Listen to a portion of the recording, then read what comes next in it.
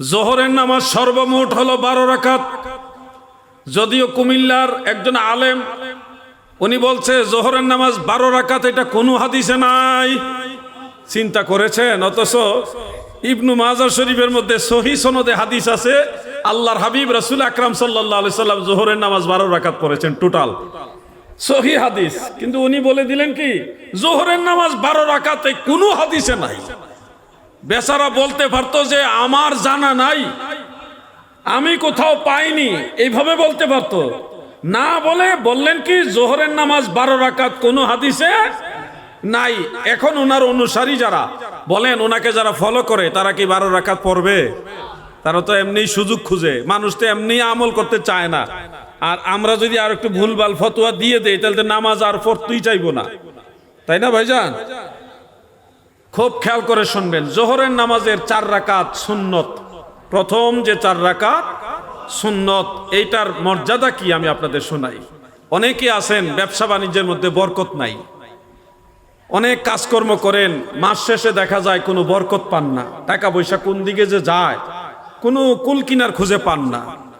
অথবা এমন আছেন যে অভাব অনটন সব সময় লেগে আছে, কোনো ধরনের রহমত বরকতের ভাগ পাচ্ছেন না, সংসারের অভাব কাটে না, সংসারের মধ্যে কোনো না কোনো রোগ বেমার লেগেই থাকে। হয় ছেলে অসুস্থ, না হয় মেয়ে অসুস্থ, না হয় নিজের স্ত্রী অসুস্থ, নাইলে নিজে অসুস্থ, অনেক সময় নিজের মা বাবা অসুস্থ, রোগ বেমার ঘরের ভিতরে সবসময় লেগেই থাকে। এরকম অসুবিধার মধ্যে আছেন না আপনারা? আপনাদের জন্য দয়াল নবীজি ঔষধ দিয়ে গেছেন। আমি কোনো ট্যাবলেট বিক্রি করব না, আমি আপনাদেরকে মদিনাওয়ালা শিক্ষা জানিয়ে যাব। আল্লাহর হাবিব বলেন, মান সাল্লা আরবা'a রাকাতিন ক্বাবলা যোহর, যোহরের ফরজের আগে যারা 4 রাকাত সুন্নত নামাজ আদায় করবে গো। দয়াল নবীজি কয়েকটা ফজিলতের কথা বললেন, এর মধ্যে একটা ফজিলত হলো ফুতিহাত লাহু আবওয়াবুর রাহমা, আমার আল্লাহর রহমতের দরজাগুলি তার জন্য খুলে দেয়। তার সংসারের অভাব অনটন আমার আল্লাহ দূর করে দিবে, রিজিকের দরজা বুলন্দ করে দিবে।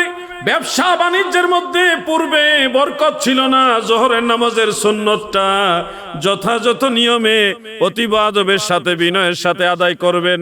জোহরের নামাজের কয়েকটা ফজিলত রয়েছে, এর মধ্যে একটা ফজিলত হলো আল্লাহর নবী বলে সুন্নত নামাজটা পড়লে আমার আল্লাহর রহমতের দরজাগুলি আপনার জন্য খুলে দিবে। এতে করে আপনার সংসারের মধ্যে রহমত এবং বরকত হবে, অভাব অনটন দূর হয়ে যাবে। এই জোহরের সুন্নতের এত মর্যাদা, আল্লাহর হাবিব বলেন উম্মতেরা গো, সুন্নত নামাজ যদি আদায় করো, তোমার ঘরের ভিতরে যত বালা মুসিবত আছে, রোগ বেমার আছে, যত ধরনের বেমারি আছে, আমার আল্লাহ সুন্নতের বরকতে এগুলি দূর করে দিবে। দেখবেন মনের ভিতরে আলাদা শান্তি পাবেন। যুবক ভাইরা আমার, জোহরের 4 রাকাত সুন্নত নামাজের আরেকটা ফজিলত আমার দয়াল নবী রাসূল আকরাম সাল্লাল্লাহু আলাইহি ওয়াসাল্লাম বলেছেন, যদি জোহরের নামাজের 4 রাকাত সুন্নত আদায় করেন, অতঃপর 4 রাকাত ফরজ আদায় করেন, ওয়া বা'দাহা আরবা'আন, এবং ফরজের পরে 2 রাকাত সুন্নত এবং 2 রাকাত নফল, সর্বমোট হলো 12 রাকাত। যারা জোহরের নামাজ সব মিলিয়ে 12 রাকাত আদায় করে, কত রাকাত? 4 রাকাত সুন্নত, তারপরে 4 রাকাত ফরজ, তারপরে 2 রাকাত সুন্নত, সর্বশেষ 2 রাকাত নফল নামাজ। যারা টোটাল জোহরের নামাজ 12 রাকাত আদায় করবেন, আমার দয়াল নবী বলেছেন সারা রাত দাঁড়িয়ে দাঁড়িয়ে তাহাজ্জুদ নামাজ পড়লে যতগুলি নেকি আমার আল্লাহ আপনাকে দিত, সারা রাত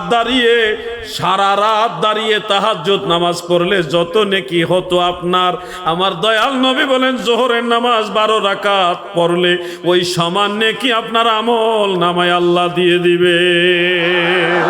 আপনারা কি বুঝলেন? জোহরের নামাজ সর্বমোট কত রাকাত? যে ব্যক্তি অভাব অনটনে আছেন, বালা মুসিবতে আছেন, আপনারা ইয়াকিন করে জোহরের সুন্নত নামাজগুলি ঠিক মতো আদায় করে দেখেন, শান্তি পাবেন, মনের ভিতরে তৃপ্তি পাবেন, সকল দুঃখ ঘুচে যাবে, মনে মহা শান্তি পাবে, চিরদিন সুখে রবে। শান্তিময় হবে জীবন। সকল দুঃখ গোছে যাবে, মনে মহা শান্তি পাবে, চিরদিন সুখে রবে, শান্তিময় হবে জীবন। আমল করেন, কিছুটা চেষ্টা করেন। আমাদের মতো বহু মানুষ দুনিয়াতে ছিল, সবাই চলে গেছে, আমরা থাকবো না, আমরাও চলে যাব। সিরিয়াসলি এই কথাটা আমাদের ভাবতে হবে, আমরাও চলে যাব, আমরাও মরে যাব। ছোট্ট একটা কবরের মধ্যে আমাদের জায়গা হতে পারে, আবার নাও হইতে পারে। ওই সাগরে মরে যেতে পারেন, আগুনে পুড়ে মরতে পারে, কোথায় যে মরে যাবেন গ্যারান্টি নেই। মৃত্যু আমাদের হবে নিশ্চিত। সিরিয়াসলি এটা ভাবেন, এই জিনিসটা ভাবেন। ইদানিং দেখছি অনেক লোকেরা কবরের আযাব বিশ্বাস করে না, বলে কবরে আযাব হবে, এটা তো ক্যামেরা লাগাইলে দেখা যায় না। লাশ কবরে রেখে ক্যামেরা লাগাইছে, দেখে মুনকির নকির আসে না, সওয়াল জবাবও হয় না, আযাবও হয় না। এই জন্য কিছু মানুষ বলা বলি করে এখন, কবরে আযাব, এটা সত্য না, এটা কোরআনে নাই।